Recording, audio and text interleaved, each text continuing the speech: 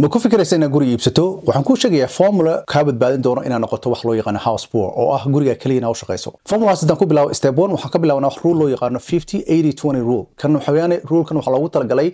badana 50% income ku soo galo inuu guriga aado 80% gana marka total isku daro wax walba oo ah mortgage-kaada car payment hada baxayso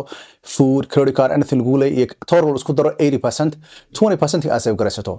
so hadda example ku soo kale hadii maanta aad samayso lacag 6,000 aad samayso 50% ay aado qayb kamid ah waa 3,000 gurigaada aadaysa waxa ku soo hartay 3,000 ka 30% 18 kamid waxay aadaysa food cuntada aadaysa car payment waxa aadaysa the other 20% waa save garaysanaysa step 2 hadda reality hadda xaqada ku sheego yes guriga rate ku yarkacsan yahay guriyaha waa qaal cirka u socdaan so waxa laga yaabaa up to 60% inaad gasho taas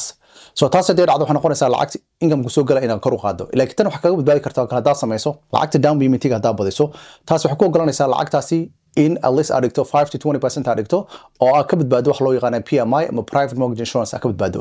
ugu la soco mortgage ka bixinayso waxa kamid ah principal ama interest ama profit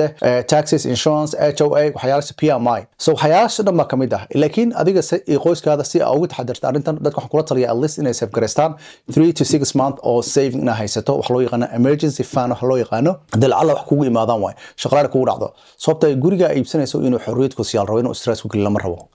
hadaa rabto exactly dadka san u siyaarimaan oo checklist u baahan tahay as always comment igu soo qor insha Allah in the meantime dar gurina iibsato ama gurigaadana iska sikado waxa ka soo qabtaa website-kayga sahanrealty.com waxaan la jikreynaa program dadka ay ku bixinayaan gurigooda 5 to 7 years 5 sano ay ku qaadan 7 sano haddii aad rabto dadkaas inaad kamid noqoto webinar ayaan qaban doonaa somewhere in June insha Allah webinarkaas waxaa aada the fast mortgage freedom shaashadan ka arki doontaan website-kaas insha Allah nagu soo biir fadlan asxaab badan ay ka faa'iideysan doonto adiga qoyskaada waxaad u qalantaan in xorriyada shan fadlan soo follow gareey video soo aragto wa salaam ya assalamu alaykum